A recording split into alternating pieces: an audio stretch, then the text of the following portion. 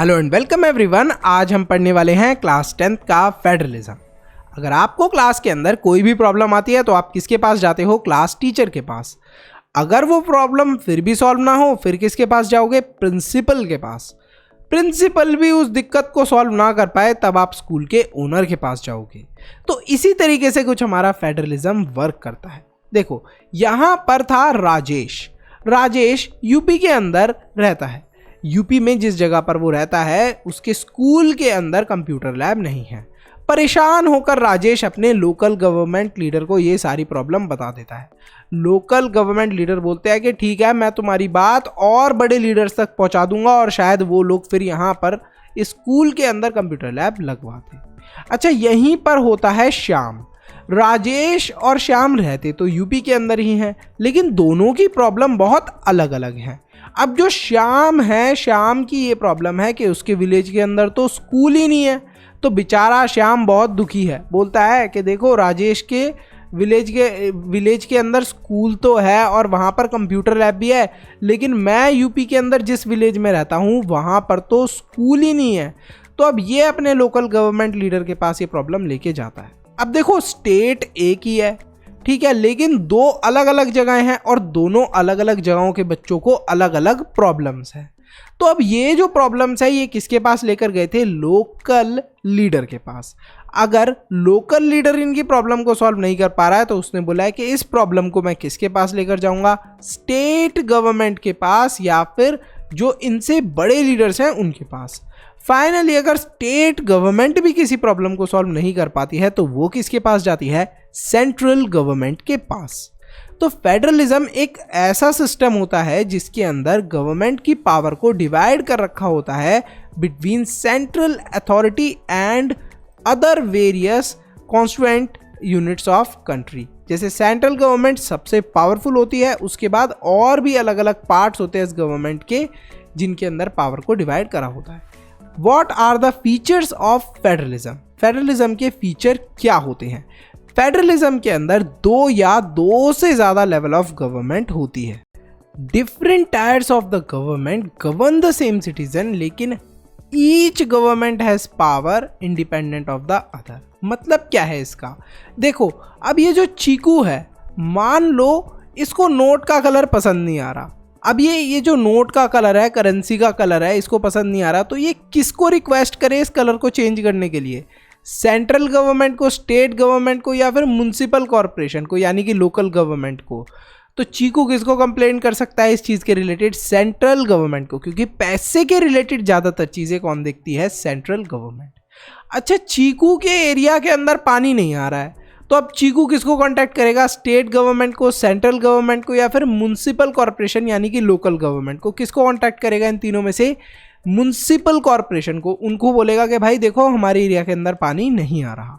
अच्छा, ये बताओ कि अगर चीकू ने कोई क्राइम कर दिया है, बहुत बड़ा कोई अपराध कर दिया है, तो सबसे पहले इसके ऊपर कौन एक्शन लेगा? स्टेट गवर्नमेंट, क्योंकि पुलिस जो है वो ज़्यादातर स्टेट गवर्नमेंट के कंट्रोल में होती है। तो यहाँ पर अलग अलग गवर्नमेंट की अलग अलग पावर हैं और अलग अलग रिस्पॉन्सिबिलिटियाँ हैं, यानी कि अलग अलग जिम्मेदारी हैं। जैसे सेम स्कूल वाला ही सिस्टम है। मैथ्स के टीचर अलग होते हैं, इंग्लिश के टीचर अलग होते हैं, साइंस के टीचर अलग होते हैं। अगर आप मैथ्स में अच्छा नहीं कर रहे हो तो आपकी मम्मी क्या इंग्लिश वाले टीचर को जाके कंप्लेंट करेंगी? नहीं, मैथ्स वाले टीचर को करेंगी। तो सेम ऐसे ही अगर चीकू को कोई भी प्रॉब्लम हो रही है वाटर के रिलेटेड तो वो म्युनिसिपल कॉरपोरेशन को कंप्लेंट करेगा, ना कि सेंट्रल या फिर स्टेट गवर्नमेंट को। तो पावर्स डिवाइडेड हैं जिससे कि गवर्नमेंट अच्छे से वर्क कर पाए। Next, fundamental of provision of constitution can not be changed by one level of government. अच्छा सोचो, इनमें से सेंट्रल, स्टेट गवर्नमेंट और म्युनिसिपल कॉरपोरेशन यानी कि लोकल गवर्नमेंट से कोई एक ऐसी गवर्नमेंट हो जो ये सोचे कि सारी पावर मैं अपने हाथ में ले लूँ, तो ऐसा पॉसिबल बिल्कुल भी नहीं है। अभी सबसे पहले तो मैंने आपको ये बताया था कि सेंट्रल गवर्नमेंट सबसे स्ट्रांग होती है, सबसे पावरफुल होती है। मान लो सेंट्रल गवर्नमेंट चाहे कि मैं स्टेट गवर्नमेंट और जो म्युनिसिपल कॉरपोरेशन यानी कि लोकल गवर्नमेंट है इसको हटाकर सबसे पावरफुल खुद ब खुद बन जाऊं, तो वो ऐसा नहीं कर सकते। वाई? ऐसा क्यों नहीं कर सकते? Because of constitution. कॉन्स्टिट्यूशन के अंदर इस चीज़ के लिए मना लिखा है और कॉन्स्टिट्यूशन के अंदर इस पावर को चेंज करने के लिए काफ़ी लंबा प्रोसीजर बताया गया है। जो जुडिशरी है इस कॉन्फ्लिक्ट को रोकती है between central and regional government, जिससे कि कोई भी ऐसा ना करे कि एक दूसरे की पावर को छीनने की कोशिश करे। जैसे सेंट्रल गवर्नमेंट है वो कभी कभी कोशिश करती है कि म्युनिसिपल कॉरपोरेशन यानी कि जो लोकल गवर्नमेंट्स हैं उनकी पावर को अपने हाथ में ले ले, या फिर जो लोकल गवर्नमेंट है वो ये कोशिश करती है कि हम लोग सेंट्रल गवर्नमेंट की पावर को अपने हाथ में ले ले। अब इन दोनों को ऐसा करने से रोकता कौन है? जुडिशरी, यानी कि हमारा जो कोर्ट है वो रोकता है इन सब चीज़ों को गलत होने से। Source of revenue for each level of governments are clearly specified to ensure its financial autonomy। अब देखो क्या होता है कि हर एक गवर्नमेंट को पैसा चाहिए चलने के लिए, जैसे सेंट्रल गवर्नमेंट को भी पैसा चाहिए, स्टेट गवर्नमेंट को भी चाहिए और म्युनिसिपल कॉरपोरेशन को भी चाहिए। तो ये अलग अलग जो गवर्नमेंट है ये अलग अलग तरीके से पैसा कमाती है। जैसे म्युनिसिपल कॉरपोरेशन कहाँ से, वाटर रिलेटेड, मान लो जो भी हम लोग अपने घर के अंदर वाटर को यूज़ करते हैं उस सारा जो भी वाटर होगा उसके रिलेटेड जो भी बिल आएगा वो म्युनिसिपल कॉरपोरेशन के पास जाएगा। तो यहाँ से जो हमारी लोकल गवर्नमेंट होती है वो पैसा कमाती है। स्टेट गवर्नमेंट कुछ अलग तरीके से कमाती है और जो सेंट्रल गवर्नमेंट होती है वो भी एक अलग तरीके से, अलग मेथड से पैसा कमाती है। आई होप अब आपको ये क्लियर होगा। अब हम पढ़ने वाले हैं काइंड्स ऑफ फेडरेशंस के बारे में। आखिरकार फेडरेशंस क्या होती हैं? कमिंग टुगेदर फेडरेशन मतलब जब बहुत सारे इंडिपेंडेंट स्टेट्स मिलकर खुद की एक बहुत बड़ी यूनिट बनाते हैं तो उसे ही बोलते हैं हम लोग कमिंग टुगेदर फेडरेशन। लेकिन इसके अंदर जो पावर होती है वो हर एक स्टेट के पास इक्वल होती है। अच्छा, इसका एग्जाम्पल है ऑस्ट्रेलिया। ऑस्ट्रेलिया के अंदर आप काउंट करोगे तो 1 2 3 4 5 6 7 इंडिपेंडेंट स्टेट्स थे। इन्होंने डिसाइड करा के मिलकर क्यों ना एक बढ़िया सा देश बनाया जाए, एक बढ़िया सी गवर्नमेंट बनाई जाए, एक बड़ी यूनिट बनाई जाए। तो ऐसा ही हुआ। लेकिन उससे पहले इन लोगों ने ये समझौता करा कि हम जितने भी इंडिपेंडेंट स्टेट्स हैं हमारी पावर कम नहीं होनी चाहिए। चाहे हम लोग मिलकर एक खुद की बड़ी यूनिट बनाएंगे लेकिन फिर भी हम सबके पास पावर उतनी ही रहनी चाहिए। तो ऐसे केस में हम लोग बोलते हैं कमिंग टुगेदर फेडरेशन बन गई है। तो ऑस्ट्रेलिया क्या है? It is a coming together federation, क्योंकि हर एक इंडिपेंडेंट स्टेट के पास इक्वल अमाउंट ऑफ पावर है। अच्छा, इंडिया क्या है? India is holding together federation. Coming together federation और होल्डिंग टुगेदर फेडरेशन के अंदर क्या फ़र्क है? जैसे इंडिया के अंदर आपने देखा है कि बहुत सारे अलग अलग स्टेट्स होते हैं। जब सारे स्टेट्स मिल जाते हैं तब इंडिया बनता है। ये तो कुछ कमिंग टुगेदर फेडरेशन जैसा ही लग रहा है। लेकिन कमिंग टुगेदर फेडरेशन में मैंने एक चीज़ बोली थी कि हर एक स्टेट के पास इक्वल अमाउंट ऑफ पावर होती है। इंडिया के अंदर ऐसा नहीं है। हर एक स्टेट के पास डिफरेंट अमाउंट ऑफ पावर है। अगर मैं बात करूं दिल्ली की, दिल्ली क्या है? एक यूनियन टेरिटरी है। दिल्ली के पास थोड़ी कम पावर्स है कंपेयर टू अदर स्टेट्स।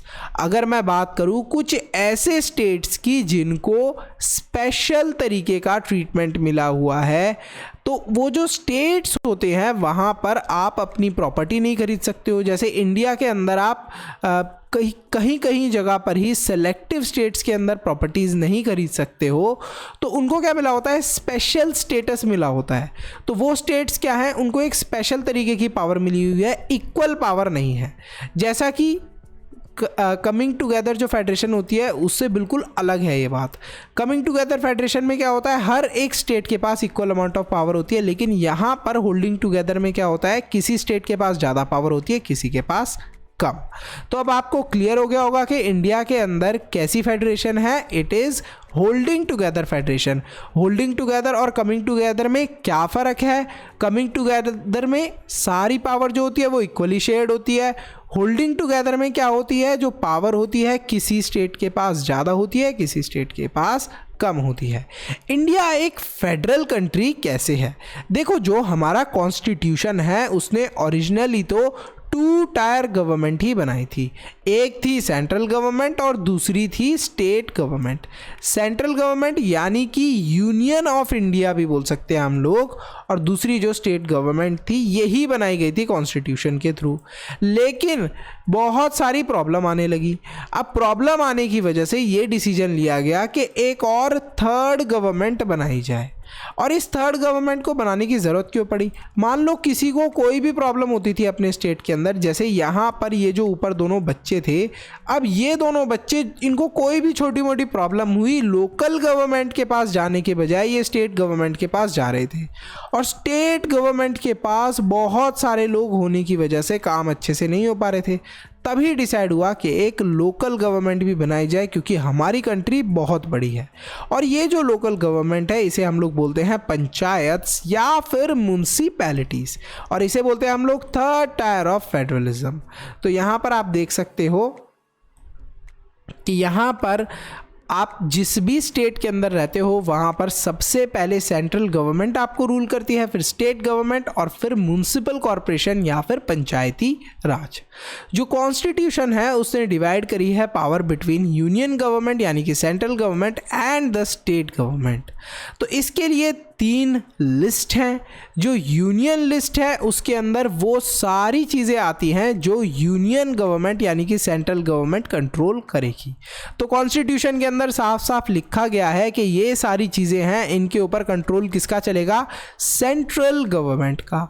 और कॉन्स्टिट्यूशन के अंदर ये भी लिखा है कि जो भी चीज़ है स्टेट गवर्नमेंट के कंट्रोल में आने वाली, वो स्टेट गवर्नमेंट कंट्रोल करेगी।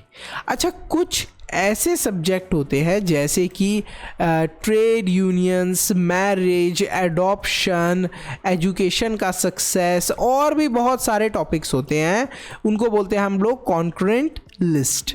अब ये जो कॉन्करेंट लिस्ट होती है ना, इसके अंदर क्या होता है? सब्जेक्ट ऑफ कॉमन इंटरेस्ट, मतलब इसके अंदर दोनों स्टेट गवर्नमेंट भी और सेंट्रल गवर्नमेंट यानी कि जो यूनियन लिस्ट होती है, ये दोनों ही मिलकर काम करते हैं और डिसाइड करते हैं जो भी डिसीजन इन्हें लेना होता है।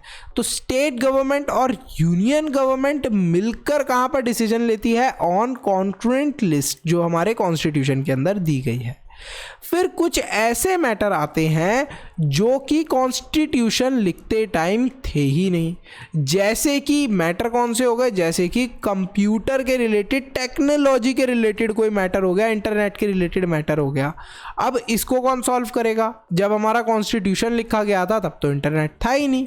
तो इन सारे मैटर्स को सॉल्व करती है हमारी यूनियन गवर्नमेंट ही।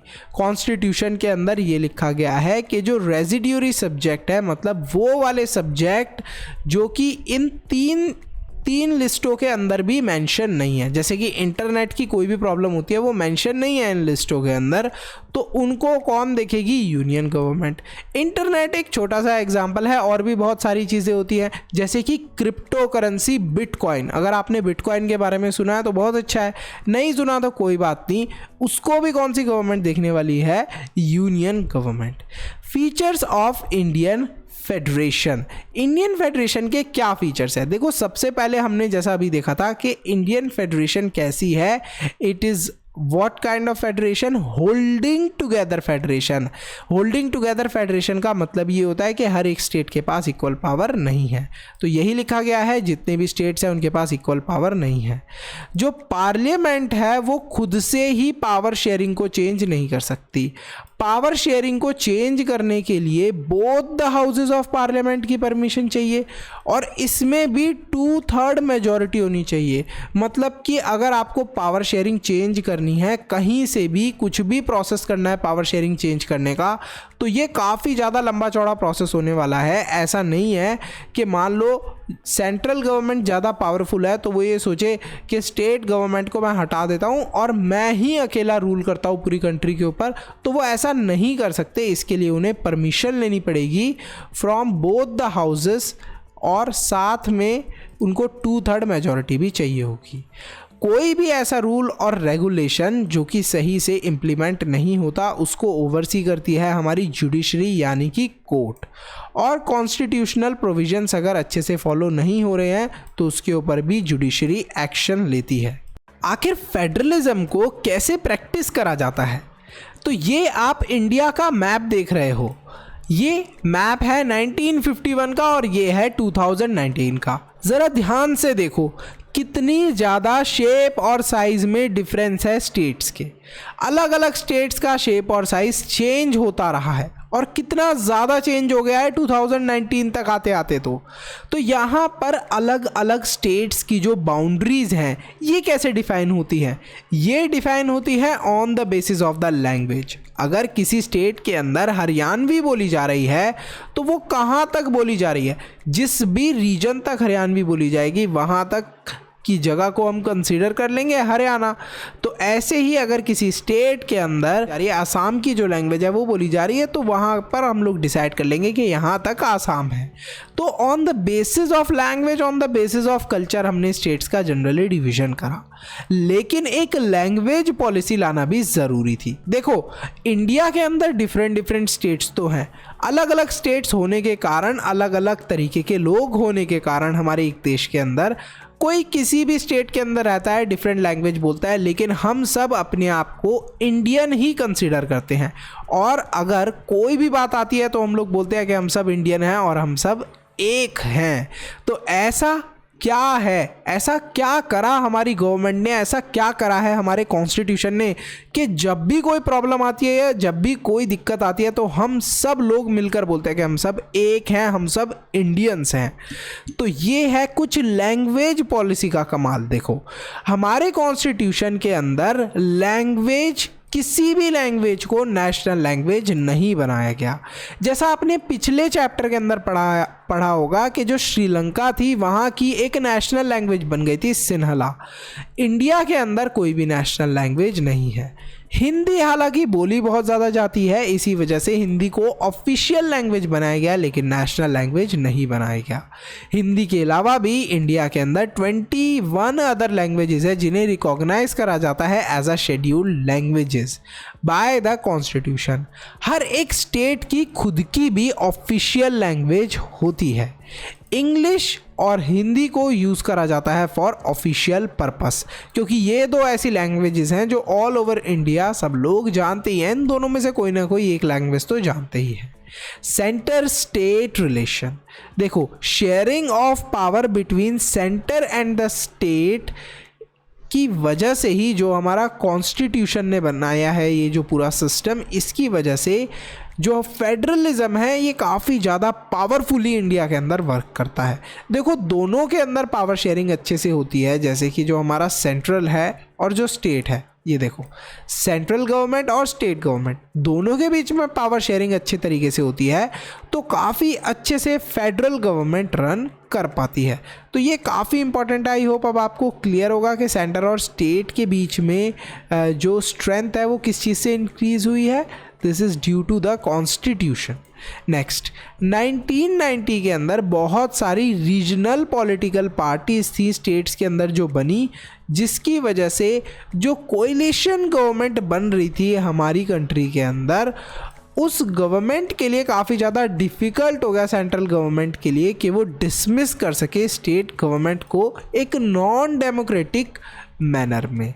अच्छा, यहाँ पर आपको इस चीज़ को समझने के लिए एक थोड़ी सी स्टोरी समझनी पड़ेगी। देखो पहले क्या हो रहा था इंडिया के अंदर कि बहुत सारी पार्टीज अलायंस बनाकर सेंट्रल गवर्नमेंट बना लेती थी। अब सेंट्रल गवर्नमेंट सबसे पावरफुल है, आपको पता है।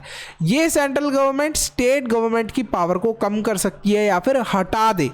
ऐसा ना हो इसके लिए क्या हुआ कि बहुत सारी अलग अलग ये देखने को मिला कि रीजनल पार्टीज जीतने लगी और रीजनल पार्टीज रूल करने लगी। अब ये जो रीजनल पार्टीज थी इन्होंने काफ़ी ज़्यादा डिफ़िकल्ट कर दिया सेंट्रल गवर्नमेंट के लिए अपनी मनमानी करना। मतलब सेंट्रल गवर्नमेंट अपनी मर्जी से किसी स्टेट की पावर को नहीं छीन सकती, सिंपल मतलब ये है।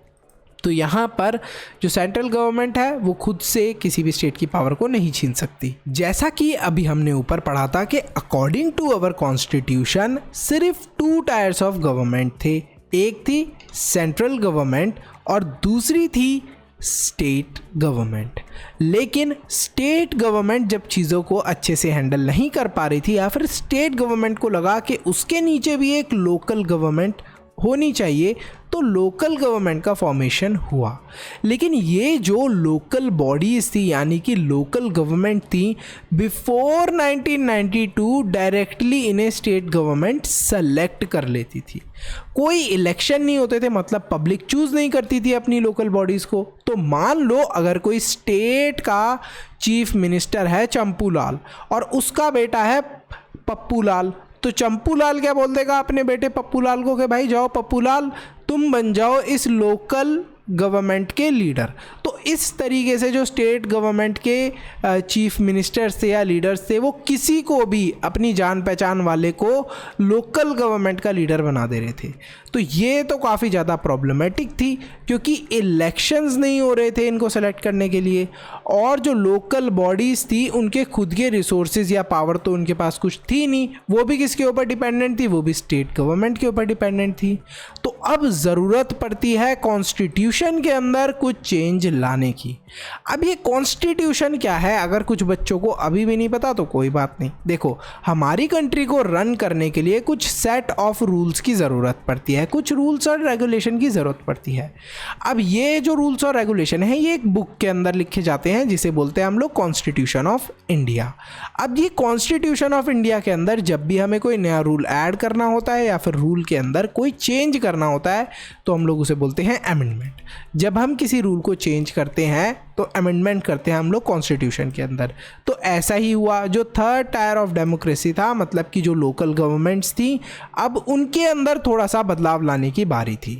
अब मैंडेटरी कर दिया गया था, जो नया हम लोगों ने अमेंडमेंट करा था, चेंज करा था कॉन्स्टिट्यूशन के अंदर, उसके अंदर हमने क्लियरली ये चीज़ मैंडेटरी कर दी कि लोकल गवर्नमेंट बॉडीज़ के इलेक्शन होंगे रेगुलरली। मतलब हम जो जनता है, पीपल हैं, हम लोग लोकल गवर्नमेंट को चूज़ करेंगे, ना कि कोई लीडर अपने बच्चों को या फिर किसी अपने जान पहचान के रिश्तेदार को लोकल गवर्नमेंट का लीडर बनाकर बिठा देगा। सीट्स जो हैं वो रिज़र्व होंगी for schedule caste, schedule tribes और अदर बैकवर्ड क्लासेस के लिए। At least 1/3 of all positions reserve होंगी फॉर वुमेन। तो ऐसा क्यों करा गया, जिससे कि वुमेन एम्पावरमेंट हो और औरतों की जो प्रॉब्लम है वो औरतें जल्दी समझ सकती हैं, इसलिए ज़रूरी है कि औरतों में से भी लीडर बने। तो इसीलिए रिजर्वेशन दिया गया स्पेशली फॉर वुमेन। एक इंडिपेंडेंट इंस्टीट्यूशन बनाया गया जिसे बोला स्टेट इलेक्शन कमीशन। देखो, ये सारी चीज़ें अच्छे से फॉलो हो रही हैं या नहीं हो रही, इन सब का ध्यान कौन रखता है? State election commission. वही देखता है कि ये कोई रूल तो नहीं ब्रेक हो रहे हैं यहाँ कहीं पर, और अगर कोई रूल ब्रेक होता है तो उस चीज़ के ऊपर वार्निंग देता है और पनिशमेंट भी स्टेट इलेक्शन कमीशन भी देता है। हर एक स्टेट के अंदर अलग अलग स्टेट इलेक्शन कमीशन है। जो स्टेट गवर्नमेंट है उसको अब एक और नया रूल फॉलो करना पड़ता है, वो ये है कि कुछ पावर्स उसे शेयर करनी होती है और कुछ रेवेन्यू, मतलब कुछ पैसा भी शेयर करना होता है विद लोकल गवर्नमेंट बॉडीज़। तो यहाँ पर अब आपको पता चला होगा डिसेंट्रलाइजेशन इन इंडिया के अंदर कैसे चेंज आया आफ्टर 1992, कैसे कॉन्स्टिट्यूशन के अंदर हम लोग अमेंडमेंट लेकर आए, जो हमारे इलेक्शंस थे वो मैंडेटरी हो गए, रिजर्वेशन मैंडेटरी कर दिया यहाँ पर, साथ में 1/3 पोजीशन विमेंस को भी मिला, और इन सब चीज़ों की देख रेख करता है स्टेट इलेक्शन कमीशन, जो कि हर एक स्टेट का डिफरेंट होता है। अब बात करते हैं रूरल लोकल गवर्नमेंट की। पॉपुलरली इसे हम लोग बोलते हैं पंचायती राज। तो पंचायती राज के अंदर हमें देखने को मिलती है ग्राम पंचायत, जो कि डिसीजन मेकिंग बॉडी होती है फॉर एंटायर विलेज। पंचायत समिति, जिसके अंदर कुछ ग्राम पंचायत होती हैं जो कि एक साथ मिलकर क्या बनाती हैं, पंचायत समिति या फिर ब्लॉक या फिर मंडल। तो जब बहुत सारी ग्राम पंचायत एक साथ मिल जाती हैं तो वो क्या करती हैं, वो बना देती हैं पंचायत समिति या फिर ब्लॉक या फिर मंडल। ज़िला परिषद, जितनी भी पंचायत समितिज़ हैं या फिर मंडल्स हैं एक डिस्ट्रिक्ट के अंदर, ये सब एक साथ मिलकर ज़िला परिषद फॉर्म करती हैं। आसान भाषा में समझते हैं, ग्राम पंचायत जैसे एक विलेज की जो पूरी पंचायत हो गई उसे बोलते हैं ग्राम पंचायत। फिर बहुत सारी ऐसी ग्राम पंचायत जुड़ गई तो क्या बन गया हमारा पंचायत समिति। अब ये जब बहुत सारी पंचायत समिति एक साथ हमने इन्हें जोड़ लिया या काउंट करा तो वो किसके अंडर आएंगी, ज़िला परिषद के अंदर। आई होप अब आपको ये क्लियर होगा। अर्बन लोकल गवर्नमेंट, अब ये जो है ये रूरल मतलब गांव वाले एरिया के अंदर ये वाला पैटर्न फॉलो होता है, और जो सिटीज़ है वहाँ पर क्या चीज़ होती है, वहाँ पर हमें ज़्यादातर देखने को मिलता है म्युनिसिपल कॉरपोरेशन। दिल्ली के अंदर देखा होगा म्युनिसिपल कॉरपोरेशन ऑफ दिल्ली। ऐसे अलग अलग जगह कॉरपोरेशंस होती हैं, कहाँ कहाँ पर होती हैं ये जनरली अर्बन एरियाज़ मतलब कि जो सिटी वाले एरिया होगा ज़्यादातर वहाँ, और रूरल लोकल गवर्नमेंट कहाँ होती है, जहाँ पर थोड़ा गांव वाला एरिया होता है। अच्छा, आपके यहाँ पर क्या है, म्युनिसिपल कॉरपोरेशंस है या फिर पंचायत है, पंचायत वाला सिस्टम है? कमेंट करके ज़रूर बताना। यहीं पर हमारा ये चैप्टर ख़त्म होता है। इस चैप्टर के अगर आपको सैम्पल पेपर चाहिए तो सब्सक्राइब करिए चैनल को, उसके साथ में ज्वाइन का बटन है उस पर क्लिक करके मेंबर बनिए।